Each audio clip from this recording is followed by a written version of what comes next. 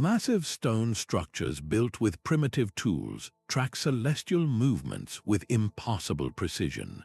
Ancient stone architecture contains a profound mystery, one where our ancestors embedded astronomical knowledge directly into rock and mortar. Why did civilizations across the globe invest such monumental effort to follow the sun, moon, and stars? What forgotten understanding of the cosmos is preserved within these silent monuments? By the end of this journey, you will see human history and our relationship with the universe in an entirely new light. We will uncover how sites like Stonehenge and Mayan temples functioned as sophisticated observatories, revealing a lost science of prediction.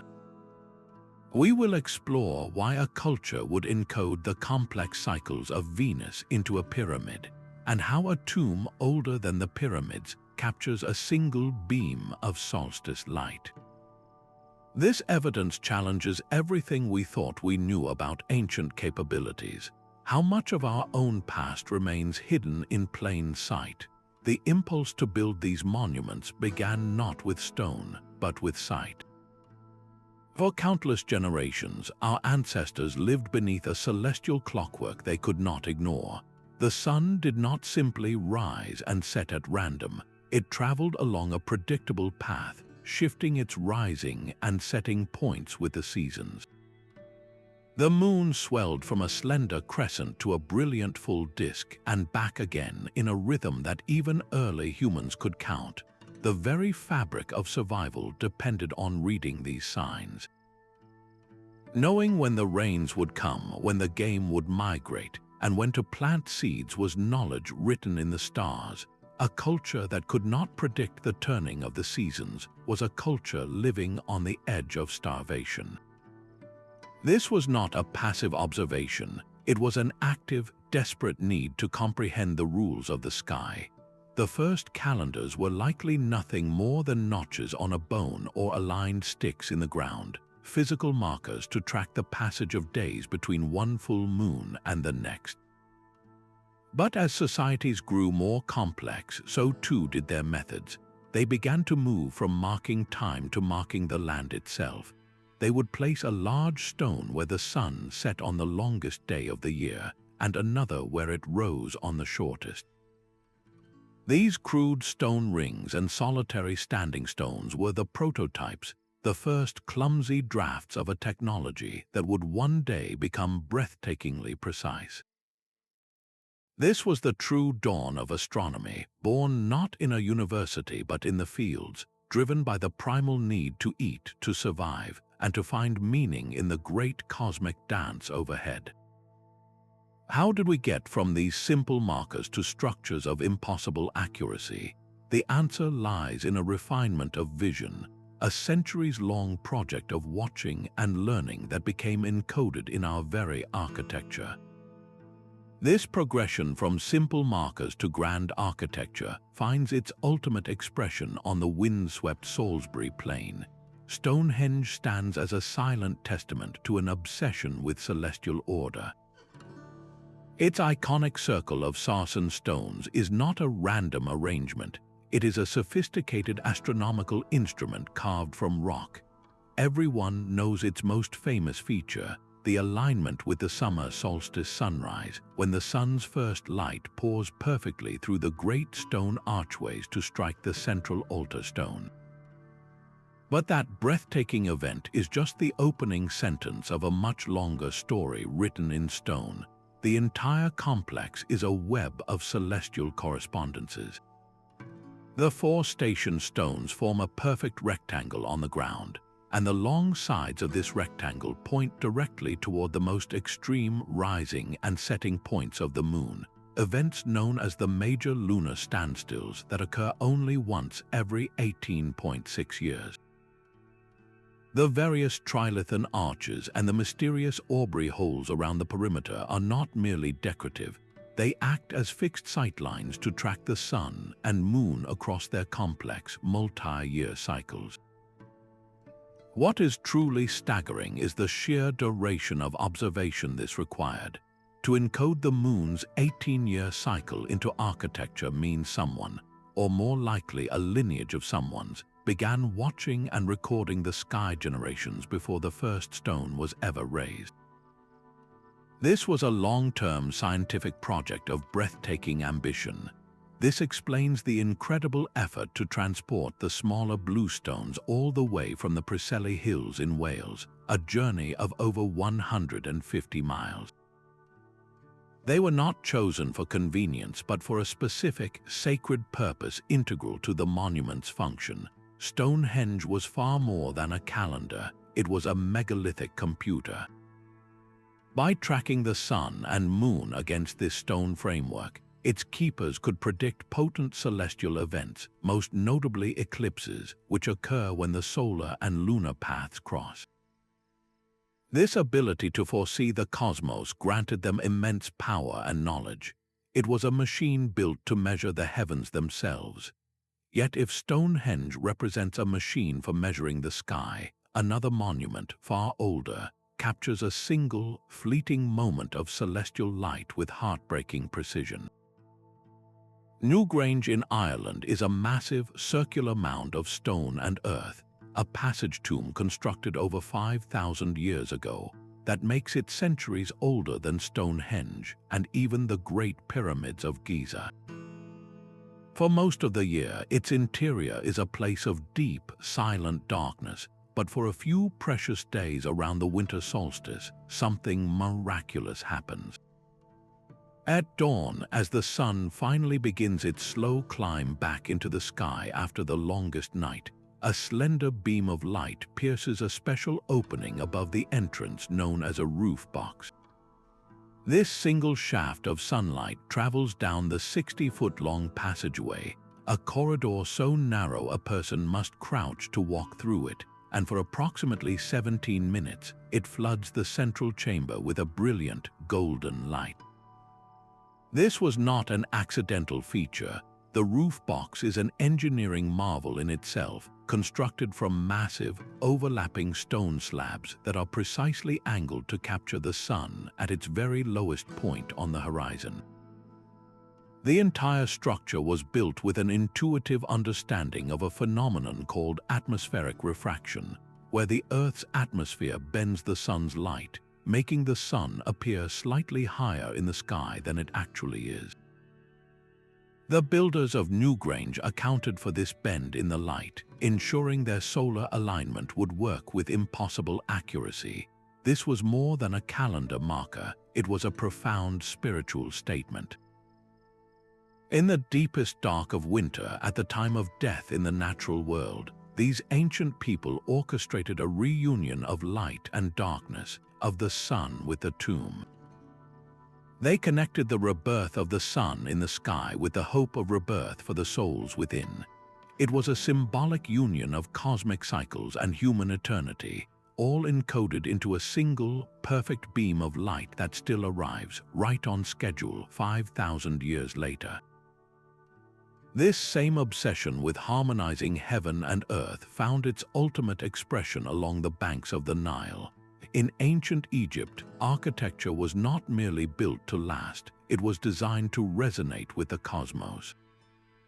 Their temples were not just houses for gods, they were functioning models of the universe itself, where stone and sunlight performed a sacred dance according to a celestial schedule. The sprawling complex of Karnak, dedicated to the supreme god Amun-Ra, is a perfect example. Its main axis is aligned with such incredible foresight that on the dawn of the winter solstice, the rising sun sends a beam of light through the entrance, down a series of progressively smaller halls and courtyards, through multiple towering doorways, and finally into the darkest, most sacred chamber.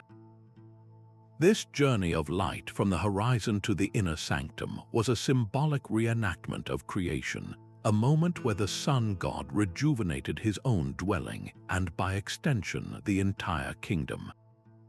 This was not a vague alignment, it was a precise, engineered spectacle.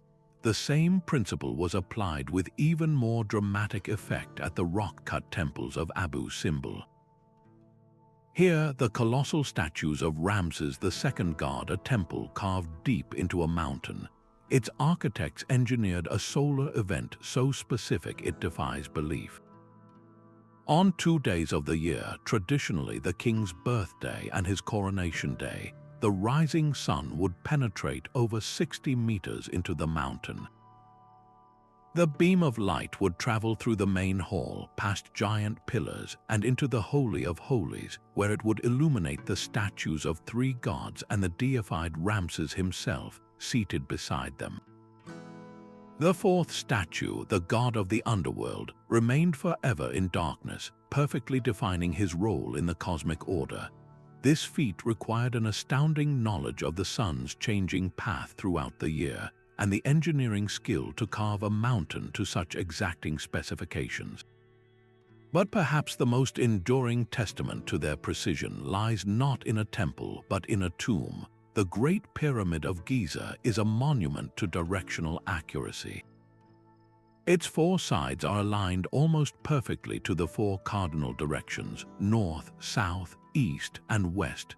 The error is a mere 3/60ths of a single degree.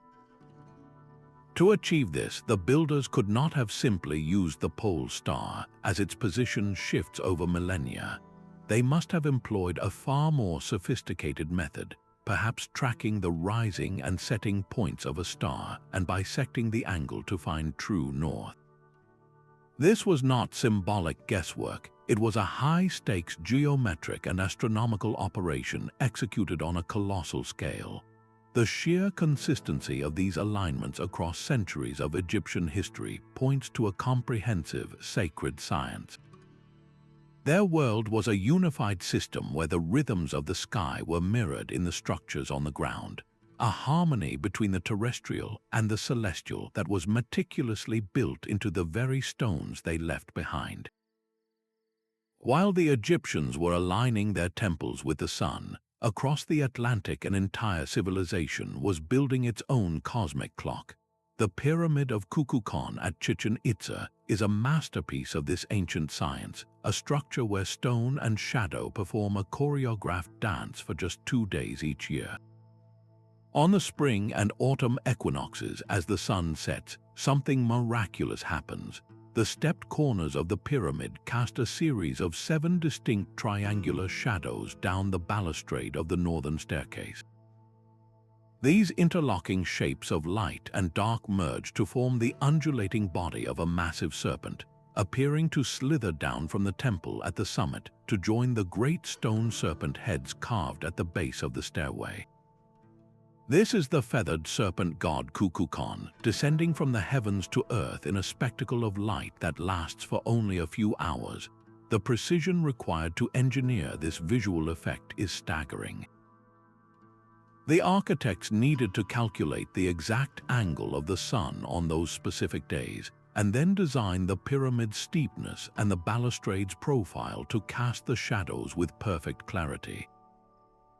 This was not a happy accident. It was the result of generations of accumulated astronomical observation, translated directly into architectural form. But the serpent shadow is just the most visible layer of the pyramid's secret code. Look closer at its structure. Each of the 4 sides has 91 steps. When you add the final step, the shared platform at the top, you get a total of 365, one for each day in the solar year. The entire pyramid is a massive, functioning calendar, its very shape a constant, silent count of the days. Yet the Maya looked beyond the sun. Their cosmology was deeply tied to the planet Venus, which they saw as a twin to the sun and a god of war and rain. The pyramid's orientation and the dimensions of its platform are also believed to encode the 584-day synodic cycle of Venus, the time it takes for the planet to return to the same point in the sky relative to the sun. This means a single building simultaneously tracked the solar year, marked the equinoxes with a divine manifestation, and kept count of a complex planetary cycle. This was architecture as a multidimensional calculator, a stone library of celestial knowledge that governed both ceremony and agriculture. How did a society without modern tools achieve such an integrated understanding of the cosmos? The answer lies in a worldview where the sky was not a distant place, but a living, breathing part of their daily reality. High in the cloud-shrouded Andes, the stone citadel of Machu Picchu clings to a mountain ridge, a testament to an architectural philosophy where the line between building and landscape simply vanished. The Inca did not merely construct on the land, they wove their structures into its very fabric, creating a three-dimensional observatory that unified earth and sky. At the heart of this celestial city stands the Intihuatana stone, a granite pillar exquisitely carved from the living bedrock. Its name translates to the hitching post of the sun, and it functioned with breathtaking precision. During the equinoxes, when day and night hang in perfect balance, the sun sits directly overhead, casting no shadow from the stone's central gnomon at noon. It was as if the sun itself was tethered to the rock, a moment of cosmic equilibrium celebrated and marked with impossible accuracy. This was no simple sundial. It was a device that physically anchored the sun's journey at its most critical turning points.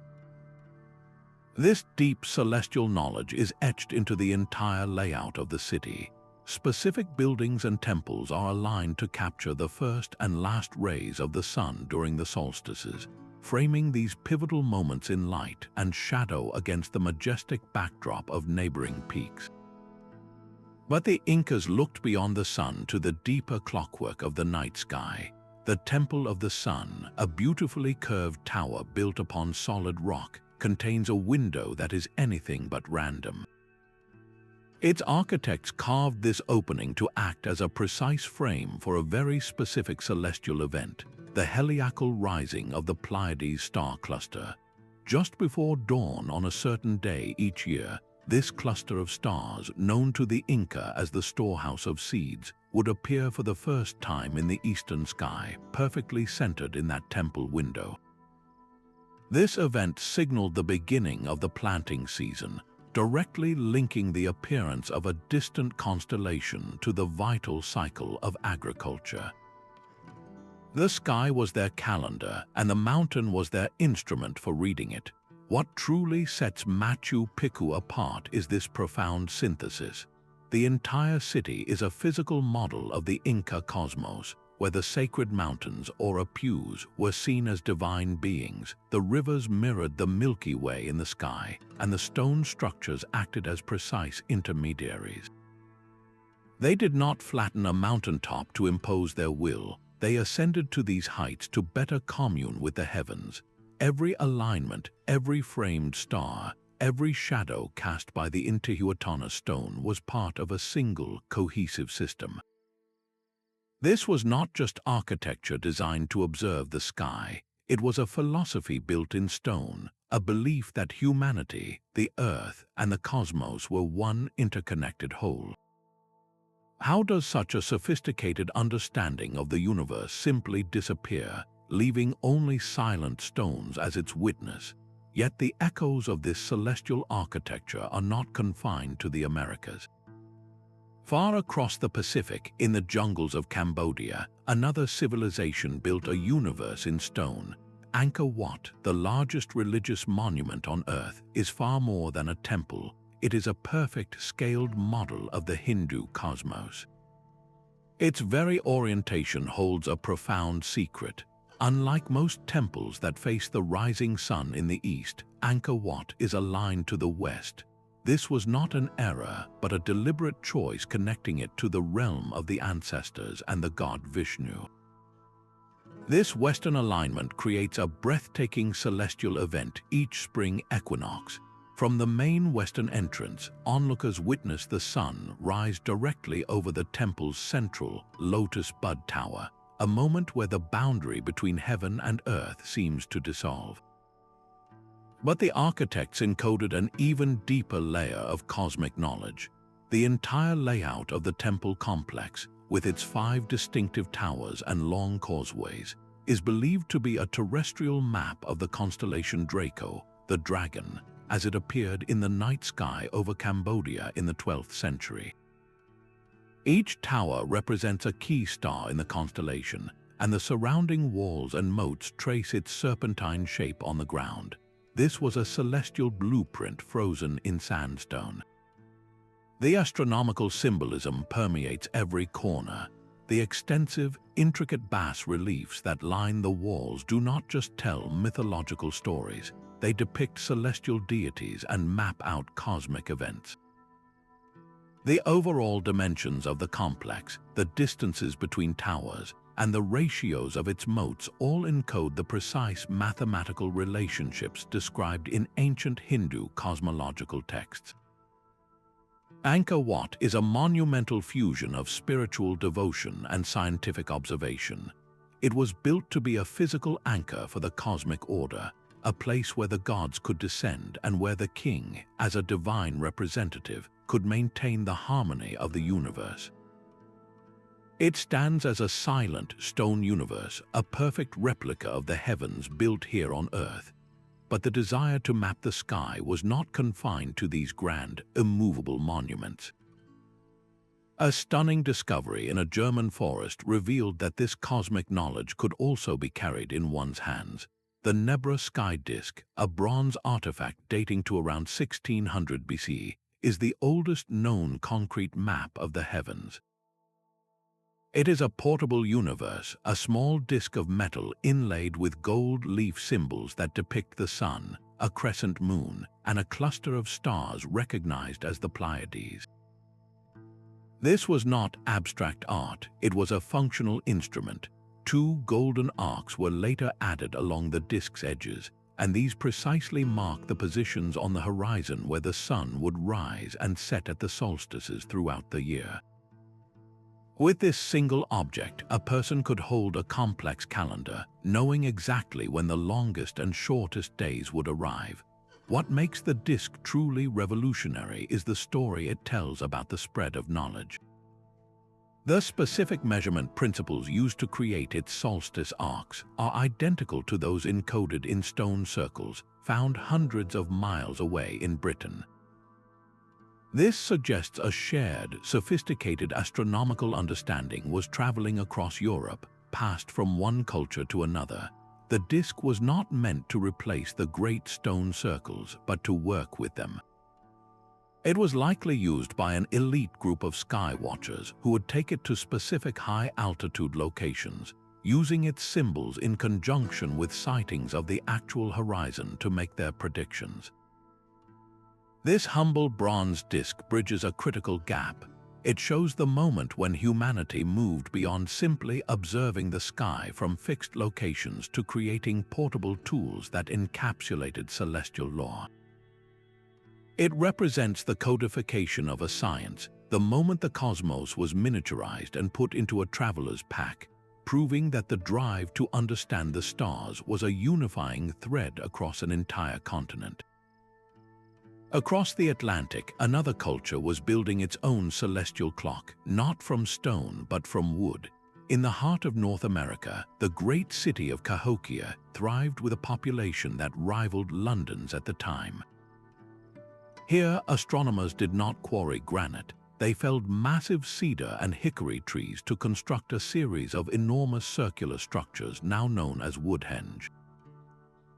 These were not simple fences but sophisticated solar calendars engineered with stunning precision. From a central observation point, specific posts were positioned to perfectly frame the rising sun on the equinoxes and solstices. The largest circle contained 48 posts, creating a complex web of sightlines that tracked the sun's entire yearly journey across the horizon. But the genius of Cahokia's sky watchers did not stop with the sun.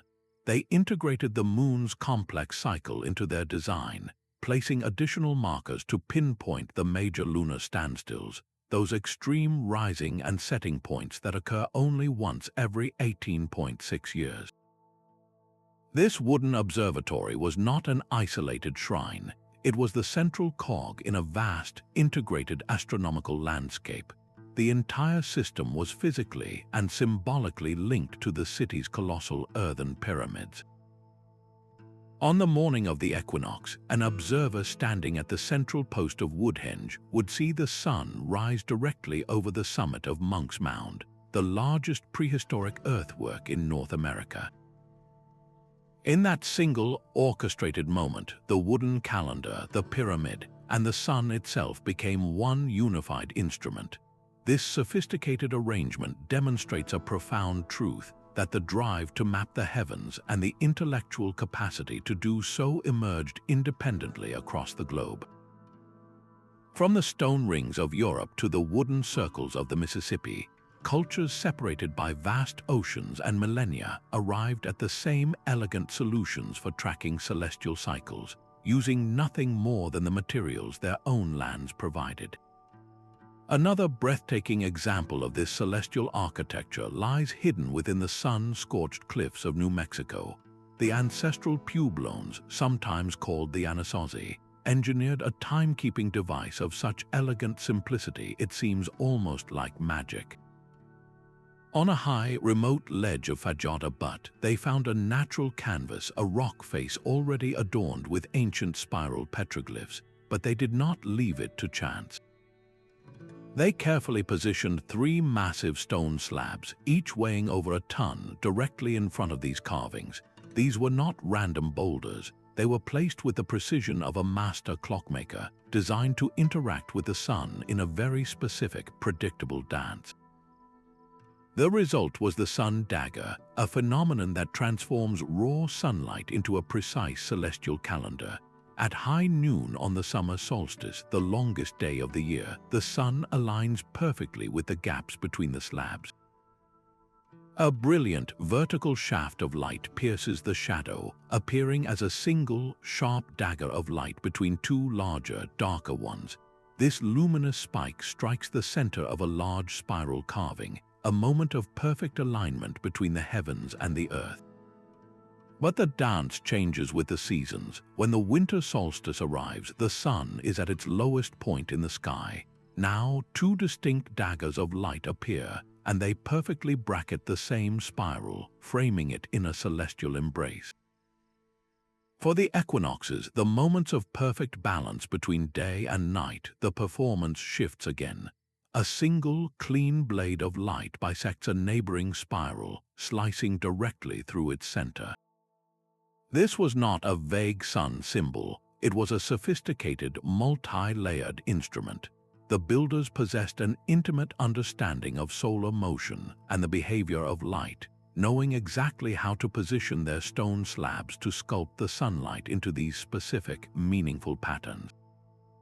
They created a calendar with no moving parts, one that required no maintenance and could not be broken, a machine of rock and light that tracked the solar year with impossible accuracy. How did they first conceive of such a device? It speaks to a mind that saw the world not as a collection of separate objects, but as an interconnected system where a shadow, a sunbeam, and a carved spiral could be woven together to reveal the fundamental order of the cosmos. The roots of this celestial science run even deeper than the great stone circles. In a quiet field in Germany, a pattern etched into the earth reveals a solar observatory that predates Stonehenge by millennia. The Gothic Circle, built around 4900 BCE, is a simple yet profound structure. It consists of a circular enclosure with concentric ditches and a ring of wooden posts, a design that seems almost humble compared to the megaliths that would follow. But its simplicity is deceptive. This ancient site holds a secret encoded in its very layout. It features 3 gates, and their placement is anything but random. 2 of these gates align with breathtaking precision to the points on the horizon where the sun rises and sets on the winter solstice. On the shortest day of the year, an observer standing at the center of the circle would witness the sun appear through the southeastern gate and hours later vanish through the southwestern gate, its entire journey framed by the wooden palisades. The third gate, facing due south, may have been used to track the moon's more complex cycles. The entire structure was a giant, fixed instrument for watching the sky.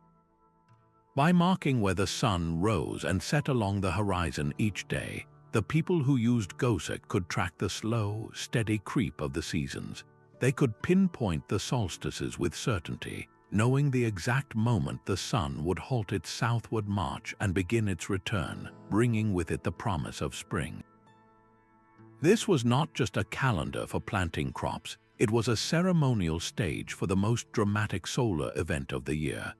Archaeological finds, including animal and human bones, suggest this was a place of ritual where the community gathered to witness the sun's rebirth and ensure the continuity of life itself.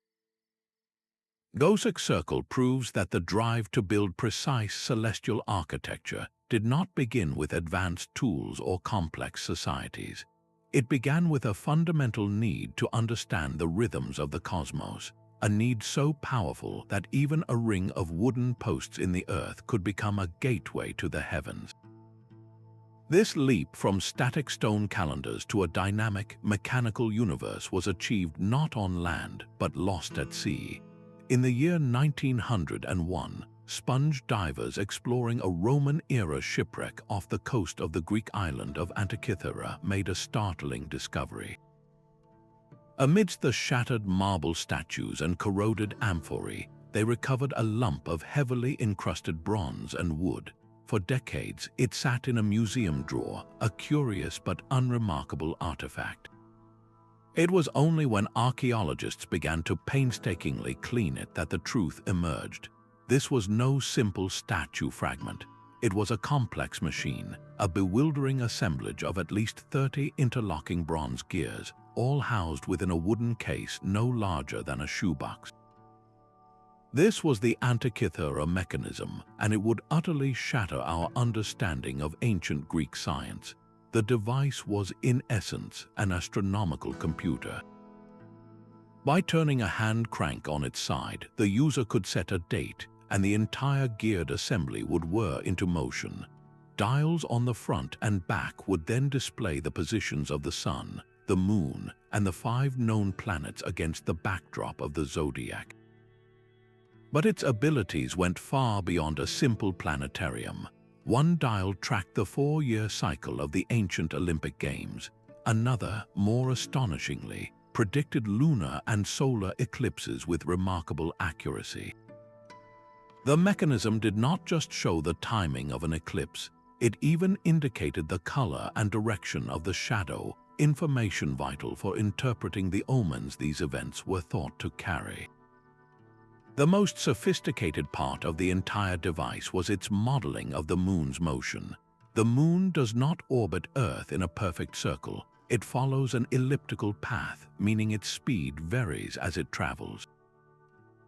The Greeks knew this. To account for this irregularity, the mechanism used a brilliant pin and slot device on a special gear, which allowed it to speed up and slow down the moon's displayed motion in perfect sync with the heavens.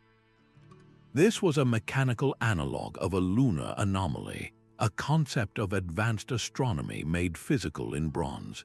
The existence of such a device implies a technological ecosystem that history has completely forgotten. This was not a one-off miracle. The craftsmanship is too refined, the underlying mathematics too complete. It suggests a tradition of geared mechanisms, a school of engineering and astronomical thought that has left no other trace in the archaeological record. The knowledge required to build the Antikythera Mechanism, to understand these complex cycles and translate them into precise gear ratios, would not reappear in Europe until the development of sophisticated mechanical clocks in the 14th century.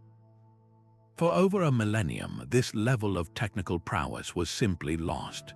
Here was a civilization that could encode the cosmos not just in immovable stone, but in a portable, intricate machine. It makes you wonder what other marvels of ancient science still lie hidden, waiting to be pulled from the depths of time. While the Antikythera Mechanism was a marvel of portable engineering, other cultures embedded their celestial knowledge directly into the landscape with staggering permanence. On the sun-drenched islands of Malta, a series of megalithic temples stand as some of the oldest freestanding stone buildings on Earth, constructed over 1,000 years before the Great Pyramid of Giza. These are not simple stone circles, but complex, enclosed structures with a unique horseshoe shape, built with a technique called corbelling. This method involved stacking stones in ever-decreasing circles, each layer jutting slightly inward over the one below, until the walls met at the top to form a rudimentary dome. This architectural mastery was not for show, it was for controlling light with impossible precision. The entire temple complex at Mnajdara acts as a sophisticated solar calendar carved from solid limestone. Its lower temple is oriented so perfectly that on the spring and autumn equinoxes, the first rays of the rising sun pass directly through the main doorway, illuminating the central altar slab in a brilliant rectangle of light. But the builders did not stop with the equinoxes. They engineered other, smaller apertures and aligned specific gaps in the stonework to capture the solstice sunrises as well. On the summer solstice, a distinct sliver of light would pierce a different opening, striking a specific stone marker on the left side of the chamber. Months later, during the winter solstice, the sun would enter through another precise gap, casting its beam on the right-hand side. This was a three-part calendar in stone, marking the sun's most critical turning points throughout the year. For the agricultural society that built them, these temples were the very heartbeat of their survival. The changing play of light and shadow within the dark, sacred spaces did more than mark the passing days. It dictated the timing for planting, for harvest, and for the rituals that ensured the community's prosperity. They were both cathedral and almanac, a place where the cosmos directly governed daily life. How did a prehistoric culture, isolated on small Mediterranean islands, develop such an advanced and integrated understanding of architecture and astronomy? Their silent, sun-aligned stones challenge our most basic assumptions about the pace of human innovation. The sheer scale of human ambition is written across the fields of northwestern France. Here at Karnak, the landscape itself is transformed into geometry, with thousands of standing stones marching in parallel rows for over 4 kilometers. This is not a single monument but an entire territory organized by stone, a project so vast it dwarfs even the most famous stone circles. While their ultimate purpose is woven with mystery, the patterns in the rock tell a compelling story of celestial observation. Specific stones within this sprawling complex are not placed at random. They are fixed points targeting the moon at its most extreme moments. Every 18.6 years, the moon reaches a peak in its cycle, rising and setting at its farthest possible points on the horizon, an event known as a major lunar standstill.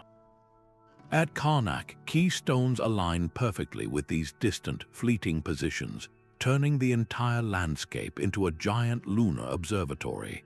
Other rows are precisely oriented to capture the sun's solstice and equinox risings and settings, creating a dual-purpose calendar of incredible scope.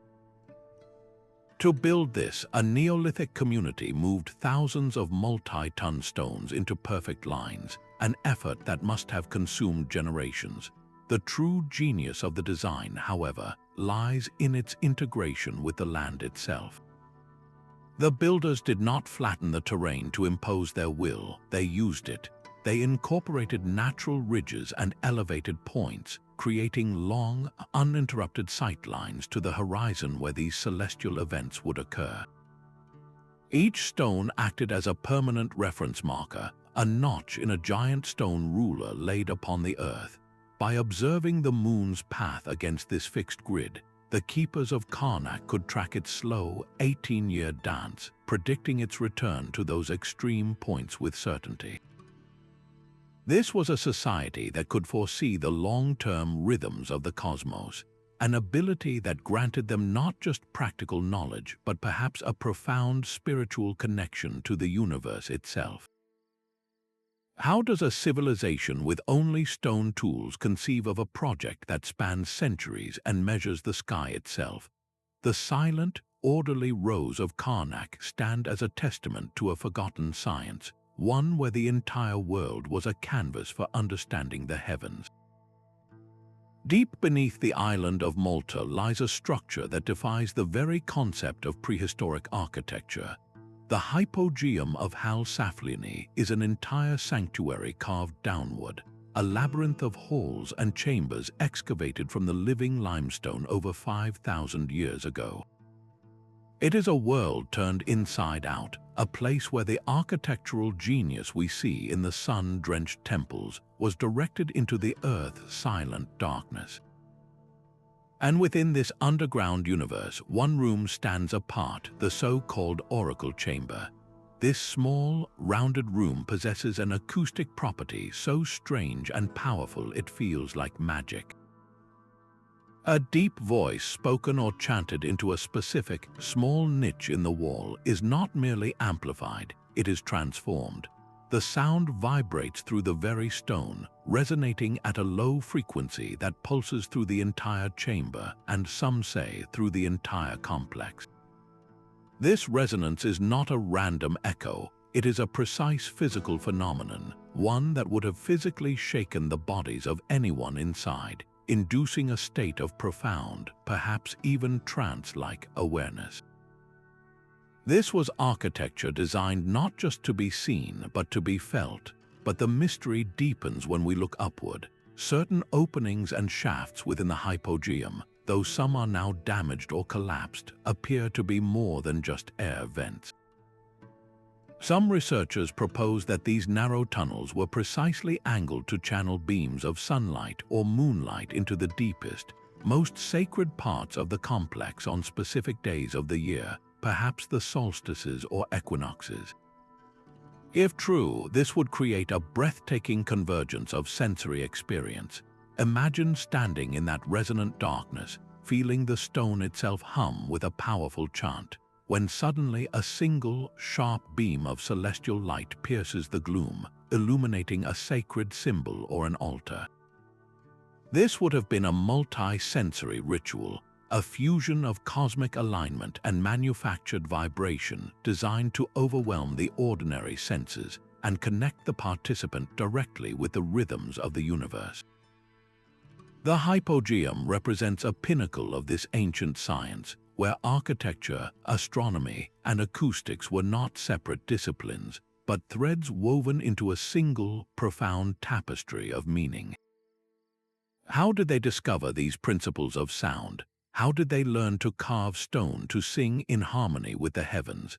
The silent, echoing darkness of the hypogeum guards its secrets closely, offering only a haunting glimpse into a lost world of ritual technology. This architectural genius for tracking the sun was systemized across the Mayan world in a specific and brilliant layout known as the E-group complex. Picture a wide ceremonial plaza. On its eastern side, 3 temples are arranged in a long north-south line. Directly opposite them, on the western side, stands a single, isolated pyramid. This was not a random city plan, it was a solar observatory of stunning simplicity and accuracy. The entire system functioned like a giant gun sight for the sun. An observer standing atop the western pyramid would use the 3 eastern structures as fixed markers on the horizon. Throughout the year, they would watch the precise point where the sun first peaked over the eastern ridge. On the spring equinox, the sun would rise directly behind the central temple, perfectly bisecting the sky. As the months progressed, the sunrise point would march steadily northward along the horizon until the summer solstice, when it would crown the northernmost structure. After pausing there, it would then journey south, passing the central temple again at the autumn equinox, and finally reaching its southernmost limit at the winter solstice, aligned with the southern building. This entire grand solar cycle was tracked against a permanent, man-made horizon. The true sophistication of the E-groups, however, lies in their long history. The earliest versions date back over 3,000 years to the Preclassic period, proving this precise solar science was a cornerstone of Mayan culture from its very foundations. But the Maya were not content with a static system. Over centuries, they noticed a subtle wobble in the Earth's rotation, a slow drift known as the precession of the equinoxes, which caused the sun's rising points to shift almost imperceptibly over long periods. Incredibly, archaeological evidence shows that later E-group complexes were physically modified, their platforms rebuilt and their sight lines adjusted to correct for this cosmic drift. They were actively recalibrating their stone observatories to stay in perfect sync with a slowly changing sky. This was a living science, a continuous project of refinement spanning generations. The data gathered from these E-group observations were not just for ceremony, they were fed directly into the engine of Mayan civilization, their calendar. The continuous, precise tracking of the solar year allowed them to hone their already legendary calendar system to an even finer edge, synchronizing their sacred cycles with the agricultural year and the motions of the planets. This relentless pursuit of celestial accuracy reveals a civilization that saw the universe not as a fixed clock, but as a dynamic system to be measured, understood, and meticulously followed. How many other ancient cultures possessed the patience to rebuild their own monuments in response to a wobble in the Earth's axis? Long before the first stones of Stonehenge were raised, a different kind of circle was being laid out under a vast African sky. The stone circle at Nebra Playa, nestled in what is now the brutal emptiness of the Egyptian desert, tells a story that rewrites the origins of astronomy itself. This site dates to around 5000 BC, making it one of the oldest known astronomical observatories on Earth, a full millennium older than the Gosic Circle. But its true significance lies not just in its age but in its context. When these stones were arranged with careful precision, this was not a desert.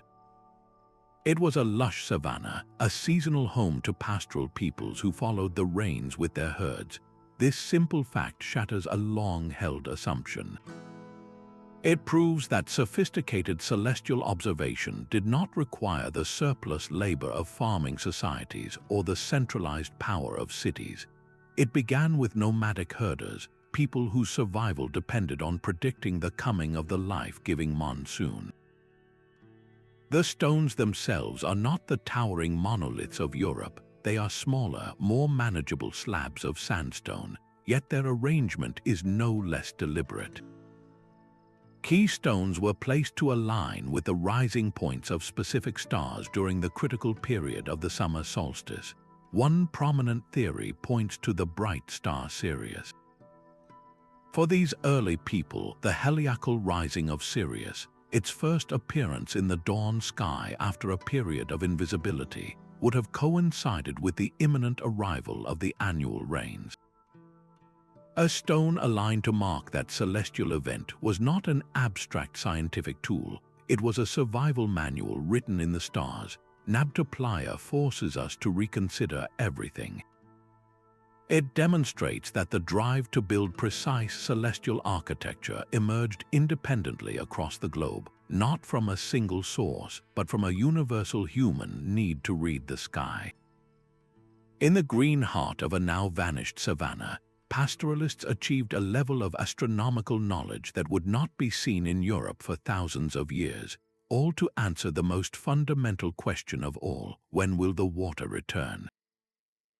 High on a windswept Wyoming plateau, the Bighorn Medicine Wheel rests at an elevation of nearly 10,000 feet, its stones a stark silhouette against an endless sky.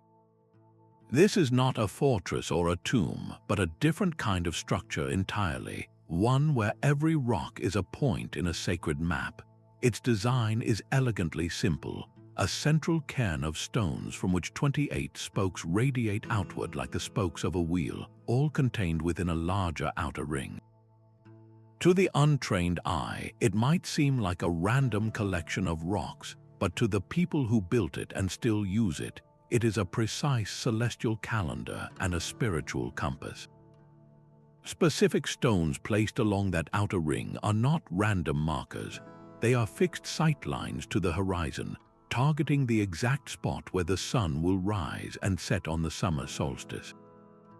On that longest day, the sun's entire journey across the sky is framed by these silent stone sentinels, but the wheel's gaze extends beyond the sun.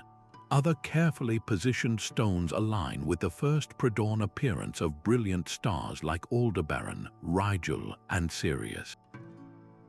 The heliacal rising of Sirius, in particular, was a critical event, signaling a time of profound importance for the community's seasonal rhythms and ceremonies. What makes the medicine wheels so extraordinary is their living legacy. They are not merely archaeological relics of a forgotten past. For many indigenous nations of the Great Plains and Rocky Mountains, these sites remain active places of prayer, vision quests, and ceremony. The knowledge of their alignments and their spiritual meanings has been passed down through oral traditions for centuries, a continuous thread connecting the people to the land and the cosmos. This tradition shatters a long-held assumption that sophisticated astronomy could only emerge from large, agricultural civilizations with pyramids and written records. Here on the high plains, a nomadic and semi-nomadic way of life produced an equally profound and precise understanding of the heavens, etched not into towering monuments, but into the humble, enduring stone of the earth itself. While the hypogeum used sound and shadow, another culture was mapping the entire night sky onto a single stone ceiling. The Temple of Hathor at Dendera preserves a breathtaking artifact, a massive circular bas-relief carved around 50 BC that we know today as the Dendera Zodiac. It is not merely a decoration, it is a sophisticated sky map, a snapshot of the Egyptian cosmos frozen in sandstone. Look closely at its intricate carvings and you will see the familiar figures of the zodiac, Taurus the bull, Leo the lion, and Scorpio the scorpion, all mingling with purely Egyptian constellations. A goddess in a boat represents the Big Dipper, while a cow symbolizes the constellation we call Draco. But this celestial chart goes far beyond just constellations. Scattered among the stars are the planets, depicted as wandering deities holding staffs, their positions captured at a specific moment in time. The entire disk is a precise representation of the ecliptic, the sun's apparent path through the sky, divided into the 12 segments of the zodiac. This was a working model of the heavens, a tool for priests and astronomers to track the movements of celestial bodies against a fixed, starry backdrop. The temple surrounding this masterpiece is itself an astronomical instrument. Carefully placed shafts and windows within the thick stone walls were designed to frame the light of specific, important stars as they rose or set, channeling their brilliance into the dark, sacred halls. The Dendera Zodiac, however, tells a deeper story of cultural fusion. The presence of the classic zodiac signs reveals the influence of Greco-Roman astronomy, showing how knowledge flowed and merged across the Mediterranean. Egyptian star lore, accumulated over millennia, was being integrated with the systematic celestial mapping of the Greeks. This stone ceiling is proof of a dynamic, international scientific conversation happening over 2,000 years ago. It demonstrates that ancient astronomers were not just watching the sky, they were creating complex, portable systems to represent its grand mechanics, developing an understanding of the celestial sphere that would not be surpassed for centuries. How many other such sky maps have been lost, their knowledge crumbling to dust while this one survived by sheer chance? but the desire to create a permanent horizon for tracking the sun reached its ultimate expression not in the jungle, but on a barren hilltop in coastal Peru.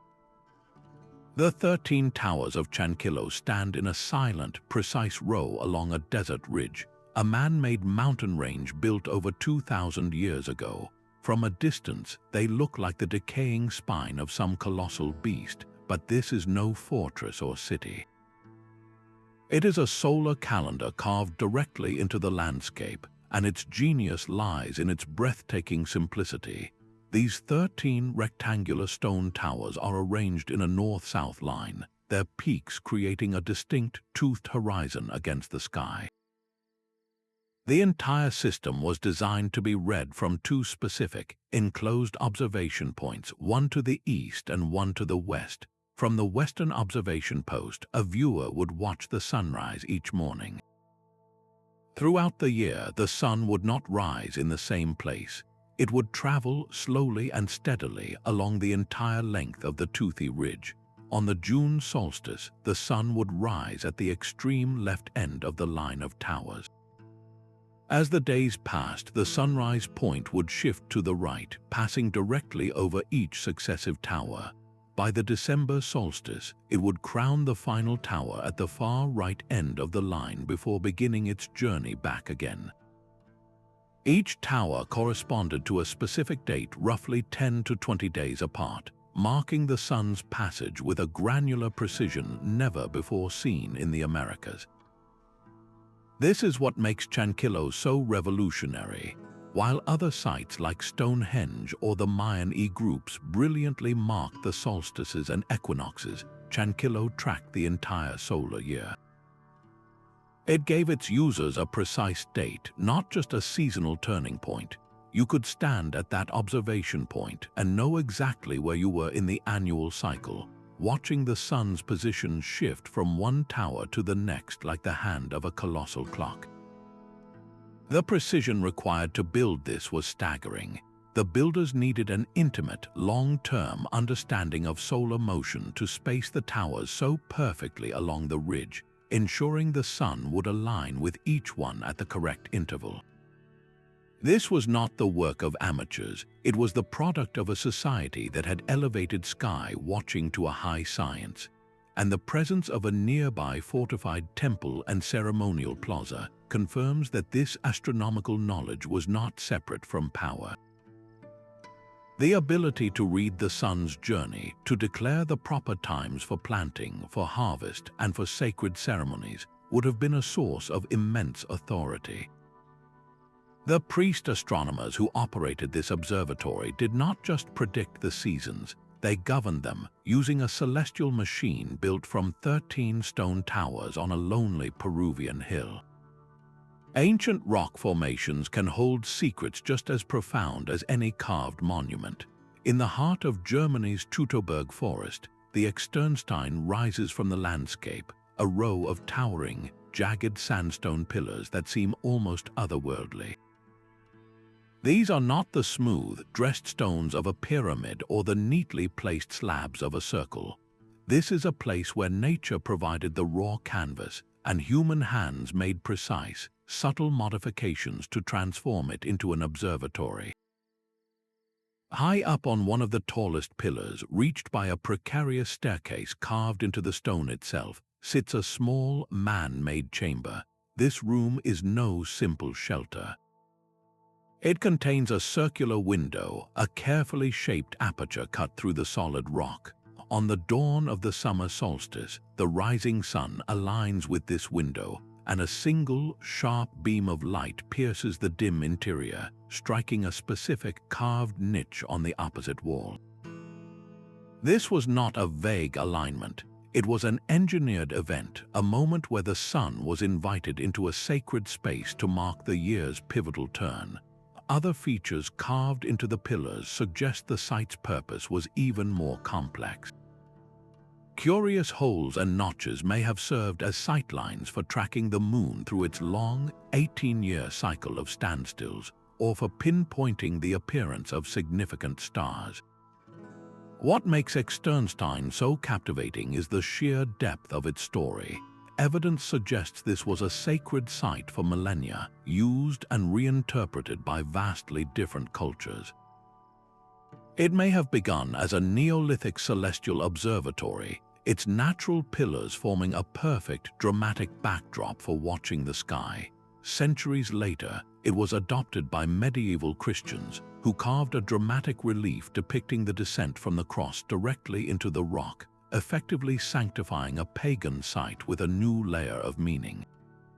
This continuous use makes the site a powerful symbol of how astronomical knowledge and spiritual practice can persist in a location, even as the cultures themselves transform. While some of the precise alignments remain a topic of debate, the core truth of Externstein is undeniable. It stands as a testament to the human impulse to look upward, to find order in the cosmos, and to mark that order upon the most dramatic features of the earthly landscape. How many other natural wonders across the globe hold similar, hidden celestial clocks, waiting for us to learn how to read them? While the Pyramid of Kukulkan captured the sun, another structure at Chichen Itza was built to track a far more complex wanderer. The Caracol, named for its spiral interior staircase that resembles a snail shell, stands apart from every other building with its unique circular tower.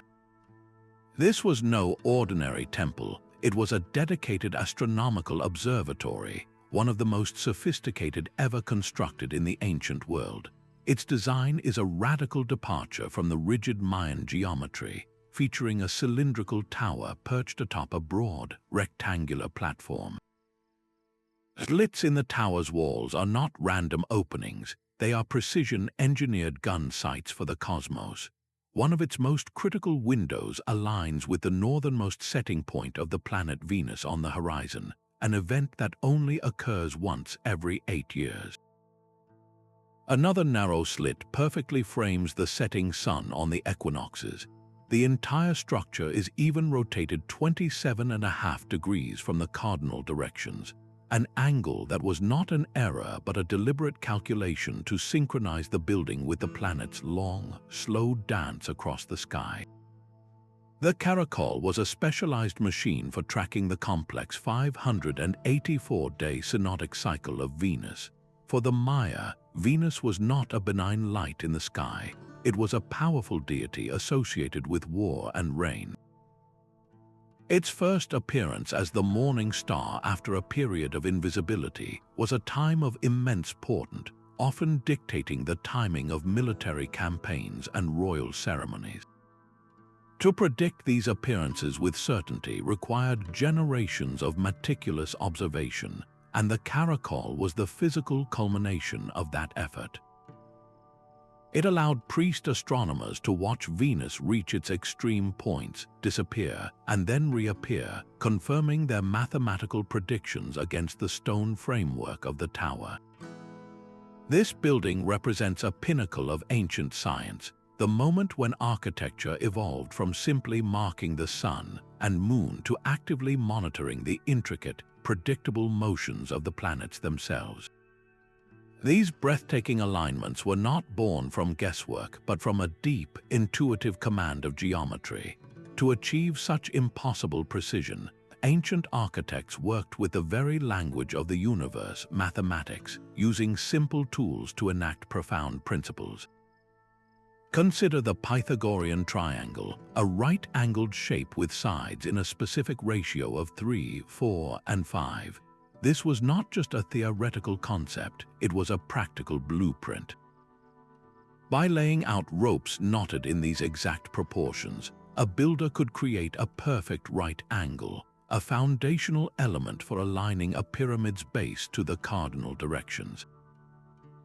These geometric ratios, repeated throughout a structure, naturally produced angles that corresponded to the sun's position at specific times of the year and at their particular latitude.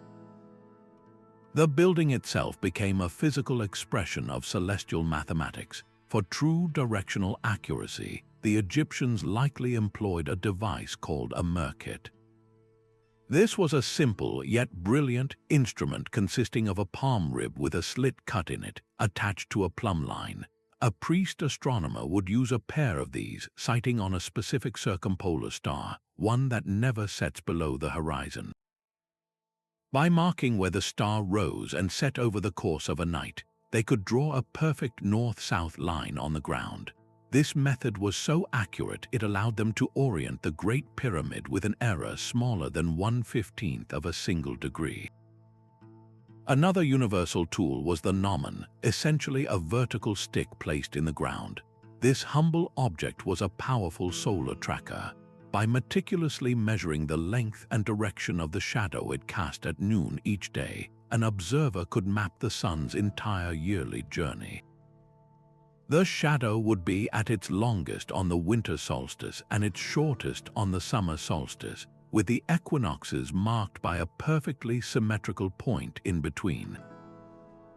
What is truly staggering is the generational dedication this required.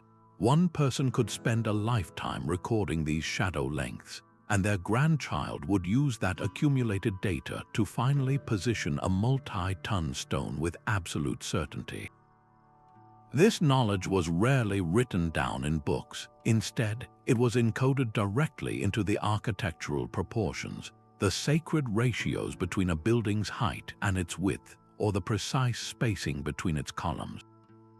The structure itself became the library, a permanent stone repository of celestial understanding that could be read and understood by initiated minds for centuries to come.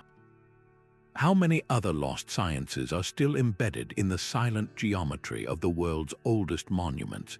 The moon's subtle dance presented a far greater challenge than the steady march of the sun. While solar alignments marked the reliable turn of the seasons, the moon's behavior was a complex, 18.6-year rhythm of shifting extremes. Its rising and setting points on the horizon do not simply repeat each month. They slide slowly north and south, reaching a maximum limit before reversing course in a cycle known as the major and minor lunar standstills. To capture this long, slow pulse in stone required a level of foresight that seems almost superhuman.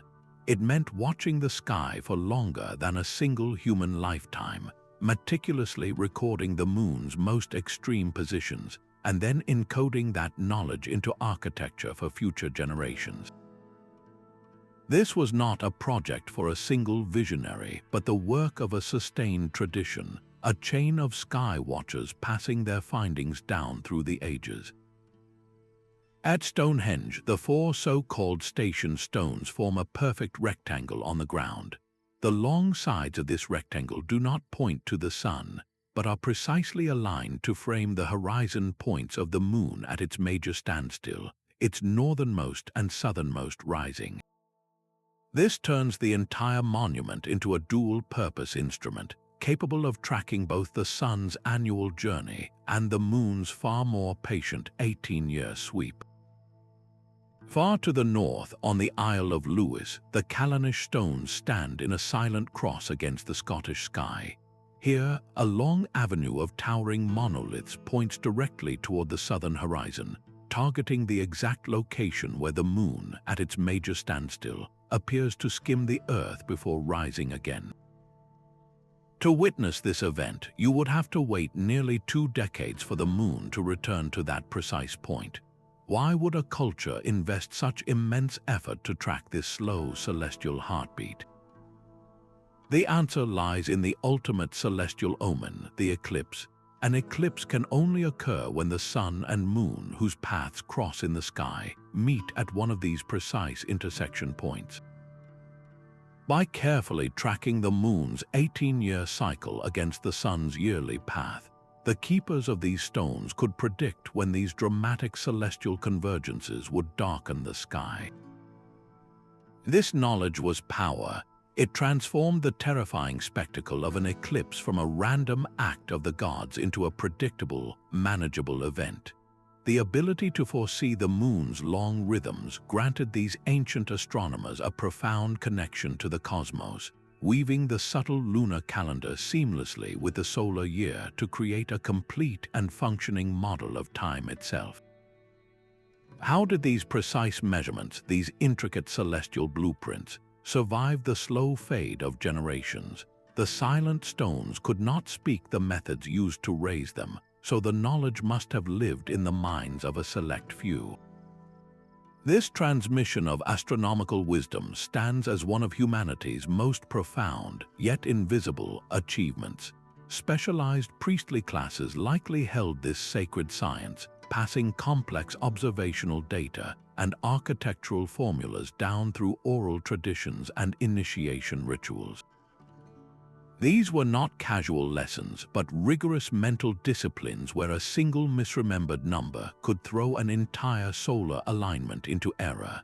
The structures themselves acted as a permanent backup, a stone library where the critical turning points of the year were physically embedded. If a society faced war, famine, or collapse, the knowledge of when to plant and when to celebrate could be rediscovered simply by watching how the light interacted with the monuments they left behind.